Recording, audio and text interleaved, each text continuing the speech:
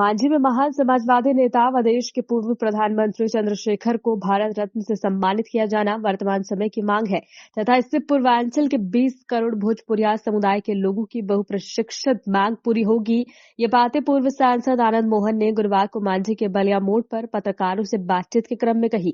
इससे पहले friends of आनंद से जुड़े सैकड़ों कार्यकर्ताओं ने मांझी पहुंचने पर श्री आनंद मोहन का गाजे बाजे के साथ फूलमाला पहनाकर भव्य स्वागत किया। उन्होंने कहा कि 5 दशकों तक समाजवादी आंदोलन के ध्वजवाहक रहे पूर्व प्रधानमंत्री को भारत रत्न से सम्मानित किए जाने से देश का मान सम्मान और बढ़ेगा। पत्रकारों के एक सवाल के जवाब में उन्होंने कहा कि अपनी जान जोखिम में डालकर देश व समाज के निर्माण में अपनी अहम भूमिका निभाने वाले देश के पत्रकारों के लिए पत्रकार सुरक्षा कानून उनका हक है। अंततः इस कानून को लागू कराने के लिए वो सड़क से संसद तक संघर्ष करेंगे।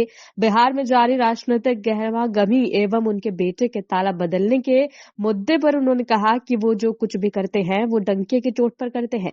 उन्होंने कहा कि एहसान की कीमत वो सूद समेत चुकाते हैं तथा अपमान का हिसाब भी समय पर लेते हैं। उन्होंने कहा कि ठाकुर कभी संकीर्ण नहीं होता तथा जो संकीर्ण हो गया वो ठाकुर नहीं होता।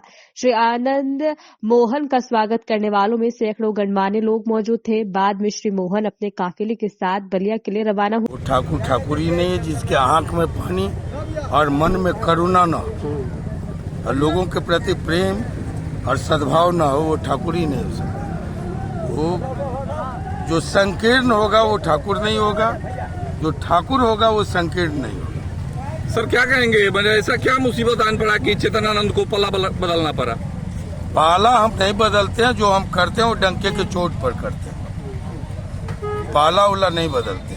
पाला बदलना होता तो हम सीधे आकर के सत्ता पक्ष में मेंबरी को ताक पर रख करके, मेंबरी को उछाल के और आकर के सीधा सीधी जहां हमको साथ देना था, हम एहसान का बदला भी सूद समेत चुकाते हैं और अपमान का हिसाब भी समय पर करते हैं। सर चंद्रशेखर सर भारत के प्रधानमंत्री आनंद जी से संबंधित आप लोगों ने एक FIR किया था अपहरण का जी। अब वो है कि यहाँ से निकलने के बाद वो पाटलिपुत्रा थाना में गए, तो क्या वो केस कंटिन्यू स्टैंड करेगा कि केस को आप लोग विड्रॉ करेंगे? अब ये चेतन आनंद और जो FIR किए हैं, ये स्थितियां जो परिस्थितियां आएंगी उस अनुसार बात में। ये कोई केस ही नहीं हुआ था, ये सूचना थी, आवेदन। पत्रकारों के लेकर के मैंने बहुत सारे राज्यों में है जो सुरक्षा कानून है, लेकिन पत्रकारों का कोई सुरक्षा कानून नहीं है सर बिहार में। बिल्कुल होना चाहिए। चौथा स्तंभ देश का,